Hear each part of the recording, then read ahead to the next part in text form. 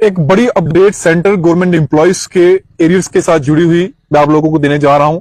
खबर देने से पहले मैं आप लोगों को बताना चाहूंगा कि ये फैक्ट्स पर आधारित है। जो अभी तक घटनाक्रम हुआ है मैं वही आप तक पहुंचाने का प्रयास करूंगा। इसमें मेरा कोई भी रोल नहीं है। इसको क्रॉस चेक कर सकते हैं तमाम सोशल मीडिया नेटवर्क्स के ऊपर, वहां पर आपको ये जो तथ्य हैं वो मिल जाएंगे जो मैं खबर आपको देने जा रहा हूं। 18 महीने का आपका पेंडिंग एरियर है सेंट्रल गवर्नमेंट एम्प्लॉयज की। अगर बात करूं लगभग 2.5 लाख से ज्यादा सेंट्रल गवर्नमेंट एम्प्लॉयज हैं जिन्हें इसका फायदा मिलेगा।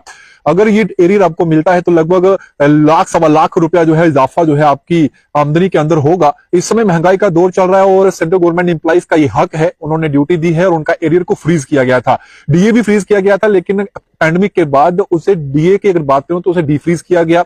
अब जो उनके रिप्रेजेंटेटिव हैं, अगर मैं बात करूं सेंट्रल गवर्नमेंट एम्प्लॉइज के, तो उन्होंने रिक्वेस्ट किया है यूनियन गवर्नमेंट ऑफ इंडिया यानी कि प्रधानमंत्री मोदी के आगे, उनकी कैबिनेट के आगे कि हमारे एरियर को रिलीज किया जाए। लेकिन अभी तक सरकार जो है, केंद्र सरकार जो है, उसने ये मंशा जाहिर नहीं की है कि क्या वो देगी या नहीं देगी।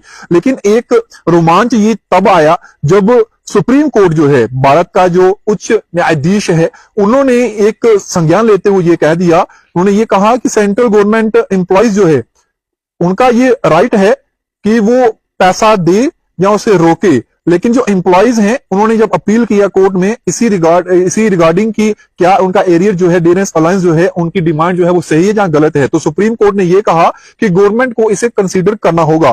कोर्ट ने ये भी कहा कि जो राइट है एम्प्लॉइज का वो उन्हें मिलना चाहिए और आप उन्हें फ्रीज कर सकते हैं, यानी कि आप एरियर को फ्रीज कर सकते हैं लेकिन आप उसे रोक नहीं सकते, आप उसे स्टॉप नहीं कर सकते। पेंशनर्स जो हैं उन्होंने अपील की है पीएम मोदी जी से कि अब उनका डीआर जो एरियर है उसे रिलीज किया जाए। और अगर ऐसा होता है तो मैं आपको बताना चाहूंगा कि लगभग जो है इजाफा बहुत ज्यादा होगा। लगभग 11,880 से लेके 37,554 रुपए जो है वो इजाफा होगा लेवल 3, लेवल 13 और 14 की अगर बात करूं जो एरियर रेंज रहेगा वो 1,44,200 से लेके 2,18,200 तक रहेगा। हालांकि नेगोशिएशंस की जा रही है और ये कहा जा रहा है कि सेटलमेंट हो और किसी ना किसी तरीके से इसे 3 इंस्टॉलमेंट्स के ऊपर जो है वो पे किया जाए। ये भी जो है वो राजी हो चुके हैं एम्प्लॉइज, लेकिन अब जो गेंद है वो सरकार के पाले में है। अब सुप्रीम कोर्ट के जब हस्तक्षेप इस मामले में हुआ है तो उसके बाद अब सरकार जो है अपना रुख किस तरीके से लेती है, क्या कंसीडर किया जाता है या नहीं किया जाता है, ये एक बड़ी बात होगी अगर इसको सरकार जो है वो एक्सपेक्टेशन करता है। मैं आपको बताना चाहूंगा कि इस समय सरकार ने फिलहाल अभी तक ये तय नहीं किया है कि देना है कि नहीं देना है, लेकिन सरकार ने पहले ये कह दिया था कि 18 महीने का डीए हम नहीं देंगे। लेकिन एक बार फिर से एक्सपेक्टेशंस जो है वो बड़ी हैं, क्योंकि इस समय ये चर्चा का विषय इस वजह से भी बना क्योंकि प्रेशर जो है लगातार पेंशनर्स और एम्प्लॉय यूनियन जो है वो कैबिनेट सेक्रेटरी के ऊपर बना रही है कि उसे फिक्स किया जाए और इस मुद्दे पर बातचीत होनी चाहिए, इसे आप रोक नहीं सकते हैं।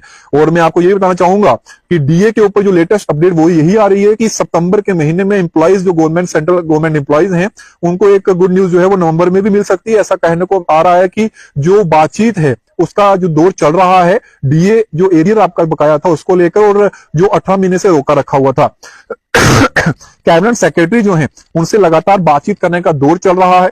जो रिप्रेजेंटेटिव्स हैं एम्प्लॉइज के पेंशनर यूनियंस के, उन्होंने रिक्वेस्ट किया है एरियर उनका जो है वो कैबिनेट सेक्रेटरी के साथ मुलाकात करके कि वह रिलीज किया जाए।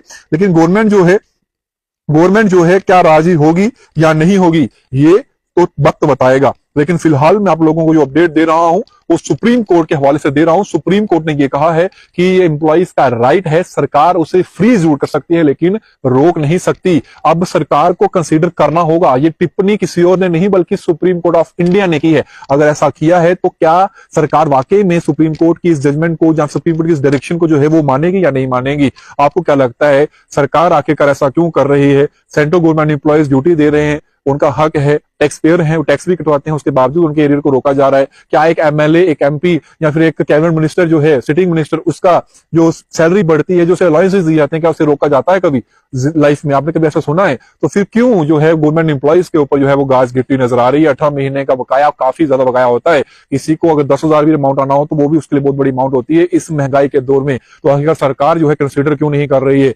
बाहु एक्सप्रेस के माध्यम से बहुत दिनों बाद एरियर की खबर जो थी आपके समक्ष रखी। वीडियो को जैसा शेयर कर, जितना हो सके उतना शेयर करें। छोटी सी उम्मीद की किरण जो है वो फिर से जागती नजर आ रही है सेंट्रल गवर्नमेंट एम्प्लॉइज के साथ जो उनका एरियर बकाया था 18 महीने का उसको लेकर। तो वीडियो को शेयर करें, कमेंट बॉक्स में अपनी राय दें।